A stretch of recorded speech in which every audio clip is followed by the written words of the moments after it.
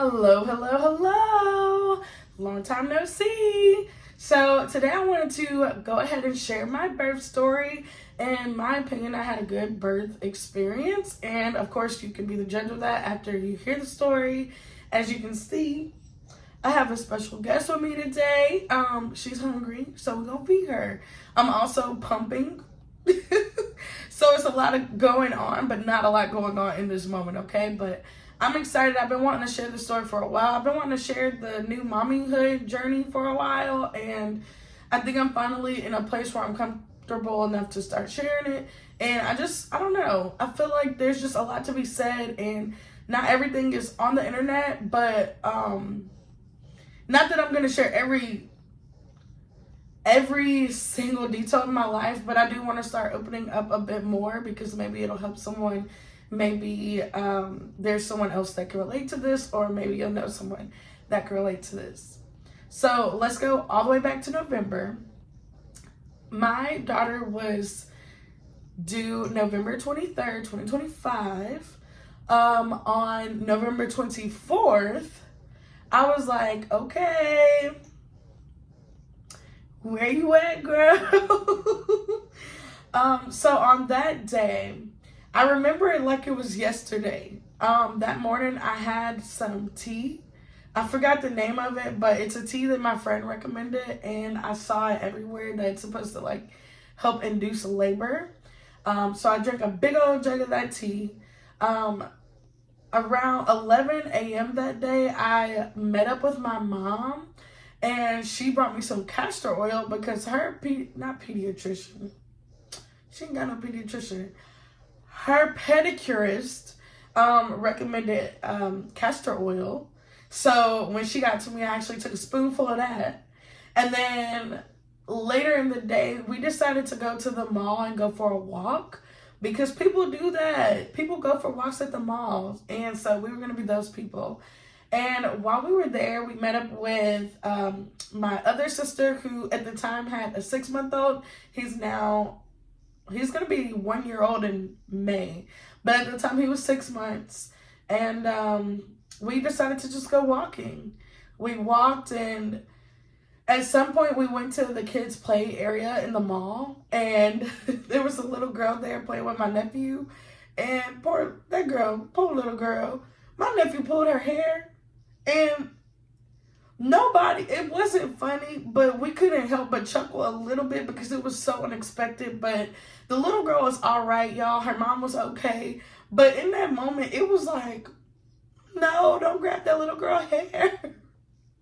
So at some point, my mom decided to take my nephew on the little train ride that they have going throughout the mall. And I don't know, I just started to get emotional. I was like, I just want to be a good mom. Like, I kind of was having a mini meltdown. And my sister was like, yep, it's time. The baby's going to be here because you're having that meltdown. I was like, what? And we actually ran into my cousin who happens to be a labor and delivery nurse. And I just thought that was a sign. That was a sign. And keep in mind, it was raining that day. And she said she noticed that babies be coming. Like, more babies are born when it rains, apparently. I don't know if this is true, but this was her observation. And I took it and ran with it because she's a professional. Okay, so after, of course, having that tea, having the castor oil, going for a walk, doing some stretches in the play area, I was like, you know what? I think I'm going to just go ahead and go get checked. I'm going to go ahead and go see what's going on because I was feeling like cramps or what felt like, menstrual cramps, but I wasn't sure if that was labor or just my body preparing. I didn't know. This is my first baby, first pregnancy, everything. So I was like, I'm going to just go get checked out. So my mom and I go to the hospital. And they put me in this band so that they could hold like this little monitor thing attached to my belly. And they started trying to monitor the contractions and things like that. They're asking me questions like, oh, how far apart are they? And this and that. And I'm like, Because keep in mind, I didn't know if I was having contractions or what. I was just like, look, I don't know. I just know that I'm in pain now. Like, my hips are starting to hurt. I'm not sure. So they were saying they were going to monitor me for 2 hours, but after 1 hour, they decided to discharge me. So I was like, okay, whatever. It is what it is. I go, and actually, before we left, the doctor that was on call was like, don't eat any spicy food. And what did I do? I went to Popeyes. My mommy took me to Popeyes, and I ordered the 5-piece spicy chicken tenders, mashed potatoes, and strawberry Fanta. Yep, and I don't regret it. So I get home, and at this point, it's maybe like, I don't know, 8:30, 9 p.m., and I'm on the phone with my friend. So we're talking, and we're talking about a variety of things, but we were talking about God at some point in like the Bible. And I don't usually have, I have deep conversations, but I don't usually discuss stuff like that with people. I just prefer to keep it with myself. But for whatever reason, I was called to have these conversations with my friend. And out of nowhere, I felt like this, like the way that sounded is the way it felt. It felt like a pop down there. Didn't hurt. It just felt like a gush of something. And I realized it while I was on the phone with this friend. She said, oh my gosh, did your water break? I was like, oh no. And I'm afraid to get up and go see. So she said, just, I'll be right there. I'll pick you up. Because my husband was actually at work, y'all. So I said, okay, I will leave the door unlocked. You can come on in. The hospital bag was already packed. By the way, if you want to know what I actually packed in my hospital bag, let me know in the comments, because I actually didn't use everything in that bag. And sometimes I feel like people like make videos, and those videos were very resourceful for me. I actually ended up finding a nurse's videos that kind of helped me the most, so I can make a video talking about or showing y'all what I packed in my bag. So going back to the night, my friend was on her way. At this point, I was starting to get emotional. Not because I was scared, none of that. I just knew that this was the time. And I knew it was going to be the last time I was in my apartment with just me, my husband, and my cats. Like, I just knew that life was about to change forever. And I was excited for it, but I had to say bye to my cats. I was like, bye, Squiggles. Bye. Like, I really was emotional, y'all. Like, I was crying because I didn't know when I was going to see them again. And I love them so much. So my friend gets there, and I'm still saying bye to the cats. She was like, girl, we have to go. Now, because the first time I went to the hospital, I wasn't keeping track of contractions. At this point, I knew that these were contractions. So in my notes, in my phone, I started like documenting the time and how long they lasted for. And they were starting to intensify, but not to the point where it was unbearable. Like, I think I have a higher pain tolerance than others. So my mom actually beats us to the hospital, and I have to go through that whole rigmarole of getting checked in and all that good stuff. And this time, they took me in well, I guess they did it both times. They took me in a wheelchair, and I just knew it was real. Like I said, it's been real, but it was all hitting me at one time. So I get checked in, and at this point, it's maybe like 10 at night, and they were trying to figure out if they want to, like, at that point, I knew I was staying overnight, and so I actually did have my hospital bag and stuff with me, but I didn't know if they, like, how fast everything was going to take place, okay? So I'm having these pains. I'm in my, like, hospital gown, and y'all, I was getting hot. I don't normally get hot, but I was getting hot. I had 2 hospital gowns. I had one in the front, like, so that, the front was covered, and I had one in the back, and then at some point, I tied the 2 together to make a dress, and nobody told me this, but the bed that you're in, that you're going to deliver in, is like it's a chair, essentially, and it can go up, forward, back, like it's a hospital bed, but it's the most uncomfortable hospital bed I ever dealt with. Like, I didn't know how uncomfortable it was going to be till that moment. So I'm having these contractions, and the bed is uncomfortable. And throughout the entire pregnancy, and I'm telling you, I had morning sickness like the whole time. Throughout the entire pregnancy, the most uncomfortable part of this entire experience was laying in that bed. I'm not even exaggerating. It was laying in that bed. I couldn't, like, the nurse, I'm going to call her Nurse K, but she was the coolest nurse. She's like, she comes in there and I'm standing next to the bed rocking and rocking because my hips were hurt.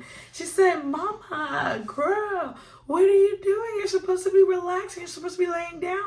I can't lay down. My hips hurt. And now that I know that these are contractions, like the best way I can describe the contractions is like having cramps, but like your cramps being twisted. I know that sounds crazy, but they feel like menstrual cramps, but on 10. So I was like, I cannot relax because I'm in so much pain.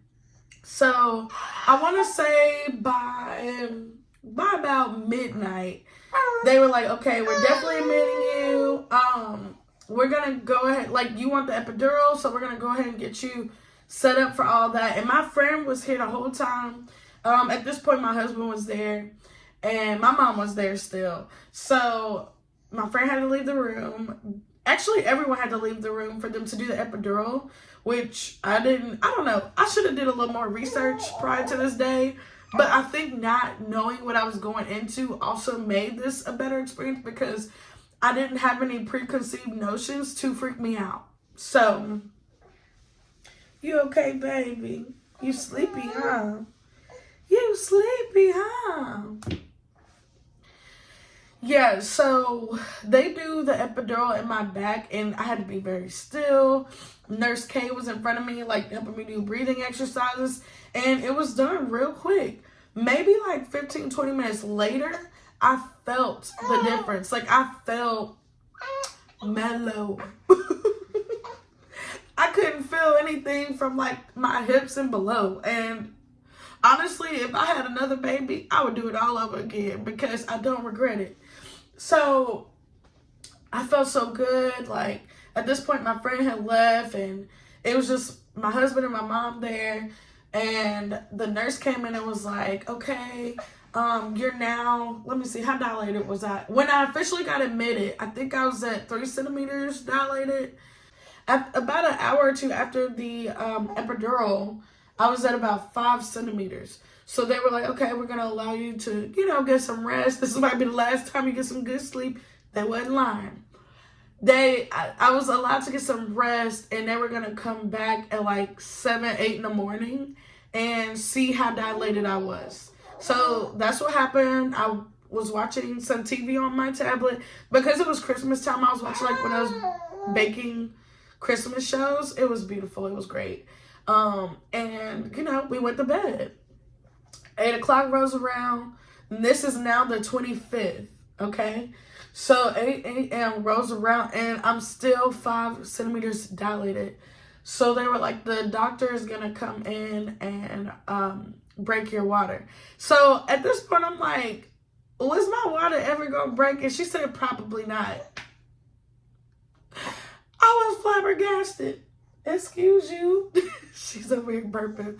I was flabbergasted. So they did pop my, or break my water probably closer to like 10 or 11 a.m. that day. Now between 8 a.m. and about 2 p.m., which was around the time she was born, they would come into the room and rotate me back and forth every like 30 minutes, every hour, so like that. So at this point, I'm thinking to myself, man, I'm sure glad I had that Popeyes because I ain't going to be able to eat till after she comes. Why was my mind on food? I don't know. But I'm always thinking about the next meal, and that's something I'm working on. Now, I did get sick at some point during the rotations, and that was because, the epidural, I guess Pitocin, all the medicine and stuff was kind of getting to me. But they said that was a good sign that the time was near. And honestly, that vomiting wasn't nearly as bad as the morning sickness I dealt with the whole pregnancy. So to me, I just saw it as another, like, throw up session. I know that's disgusting, but that's what I saw it as. So I want to say around 1:50 p.m., it felt like, first off, the nurse comes to check again and she's like, oh, you look ready. And it felt like I could probably fart and the baby would come out. That's nasty, but that's what it felt like. So, hey, baby.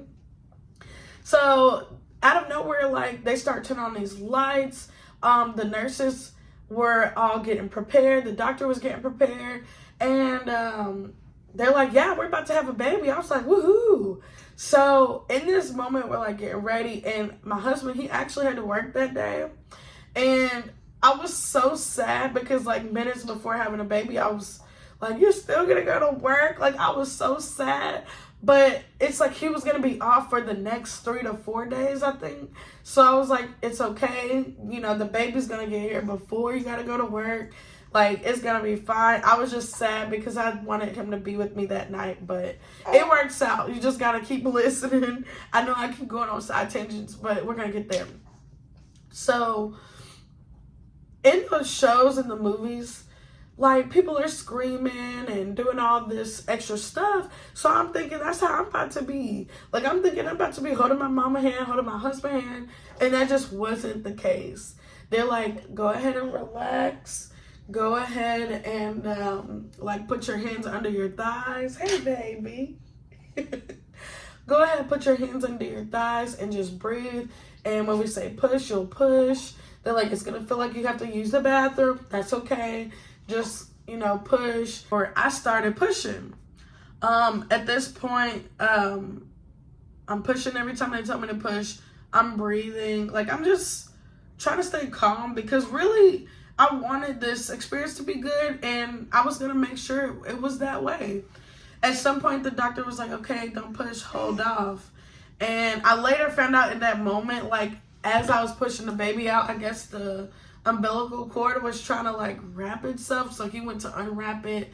And I'm so grateful I did not know that in the moment. Like, I found out much later, because that would have freaked me out. But it took, like, maybe 7 pushes, and my girl was out. Like, this whole push-out process took 7 minutes. And I know because I remember looking at the clock, and, you know, they said the time when she came out. She did come to my chest, and it was a moment. It was beautiful. I'll never forget it. But they immediately took her over because they asked me if I wanted her to get clean. I said yes, please. So they go over there, clean her, and both my mom and my husband, like, cut the umbilical cord, which I thought was beautiful because I didn't plan for my mom to even be in there that day, but it worked out the way it did because it needed to. Like, I'm really glad my mom was there. I'm glad my husband was there. So they're over there doing stuff with the baby, and they're starting to stitch me up. So I had a 2nd-degree tear, and it's crazy because this whole experience did not go it went way better than I thought it would. So the doctor is down there stitching up, and I was like, how bad is it? He's like, it's kind of bad. I was like, what? He said it's a 2nd-degree tear. I said, well, is that common? And he's like, yeah. I said, okay, well, that makes me feel better. So they're stitching away, and keep in mind, I had the epidural. So I'm still feeling, I'm feeling okay. So they're stitching me up, and then the main nurse, which I forgot to mention this, but there were student nurses there. I gave them permission to be there for the birth simply because if I was a nursing student and I knew I probably wanted to work in labor and delivery, I would love it if people gave me the opportunity. So I want to be able to allow those students the opportunity. So I heard one of the student nurses say, this is my first birth and this happened so fast. I was thinking to myself, this is my first baby and this happened so fast. Like, I wasn't ready. So they're stitching me away and they're talking about Thanksgiving because Thanksgiving was on the 27th. So 2 days later. And Thanksgiving, y'all, is my favorite holiday. Like, I wanted to still be able to go to my mom's house and celebrate. So I'm glad, at this point, I'm glad that the baby came because maybe I'll be discharged by that day. I am foreshadowing. So, hey, baby. She's doing some tummy time. Hey, baby. So, they finish stitching me up. I'm back sitting up, and at some point I do start to feel the epidural like wearing off, but I still wasn't in too much pain. And a different nurse was like, yeah, girl, you're gonna feel like a dump truck hit you. And I'm like, what? Why would you tell me that? Why would you say that? Thankfully I didn't actually feel like that. It was painful afterwards, but not as painful as I thought it would have been. So I ended up having to go pee, and there was a new well, she's not a new nurse, but I think she was new to that I guess division or sector, whatever it's called, that type of nursing. She was new to that type. So she was like, no, don't go to the bathroom yet, like, let me help you. And I'm thinking to myself, can we just meet in the bathroom? Just meet there. She's like, no, we can't do that. And honestly, I felt like I was just gonna pee on myself. Like, I was like, I can pee right here, I don't care, I just know I gotta go. So she's like, no, we'll go. So she helps me go to the bathroom. That first time going to the bathroom was a mess. I won't go into the gory details. It was a mess, but it wasn't painful, and it didn't hurt, and it didn't sting the way I thought it would. So now at this point, we finish with the restroom stuff, and they're pretty much getting things ready so that I can move to the postpartum wing. At this point, my husband left so he could go to work. So he was with us literally up until that time I had to go to the bathroom. So he was there for the birth and got to hold the baby. And I don't know, it was just beautiful. Like, watching him become a dad, like, I don't know. Anyway, so it was a good moment for me. As I'm sitting here reliving it, I wouldn't change that experience for the world. So we're getting our stuff packed, and they're bringing us over to the postpartum wing. Once we got to the postpartum wing, I took a shower. Woo! When I say this was like the best shower that I took in a very, very long time, this was a good shower. Like, the water was hot. The pressure of the water was beautiful. Like, and afterwards, because I had placed my meal, like my dinner order from the hospital right before, I think I ordered some chicken, some green beans, mac and cheese, a fruit cup, and like a little dessert.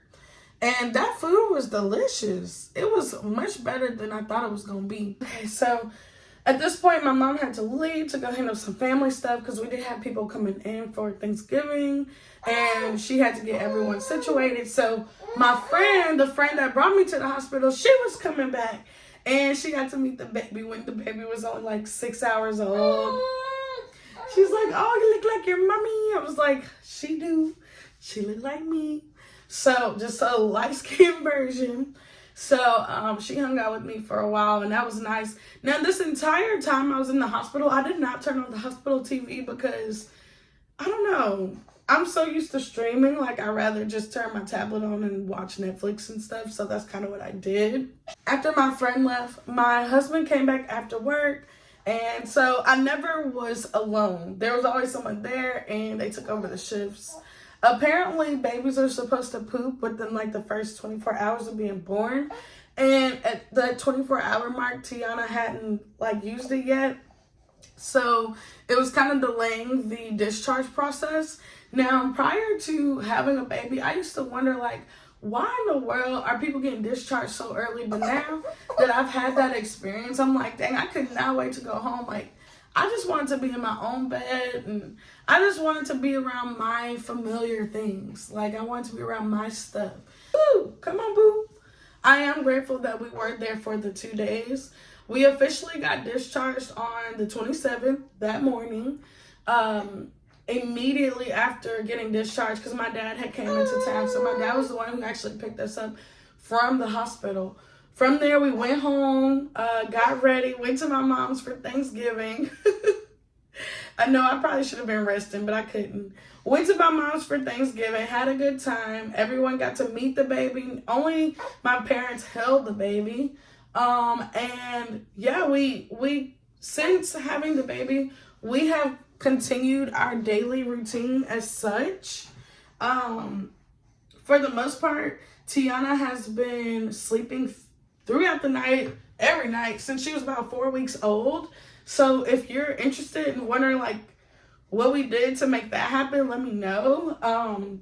Being a mom is like a huge part of what's happening in my life right now. So it's what I'm going to be sharing most right now. But yeah, I can't wait to share. I can't wait to share more stories. Bless you, baby. Bless you. I can't wait to share more of these like experiences. And I don't know, like maybe for you to compare, maybe to give you some ease. If you're having a baby, and if you're not, if you know someone, maybe this can relate. I have to go and get my girl ready for her nap. So I will see you guys in the next video. If you like this video, please give me a like and subscribe. Please share it with someone you think might relate to it. Thank you so much for listening, and I'll see you in the next video. Bye.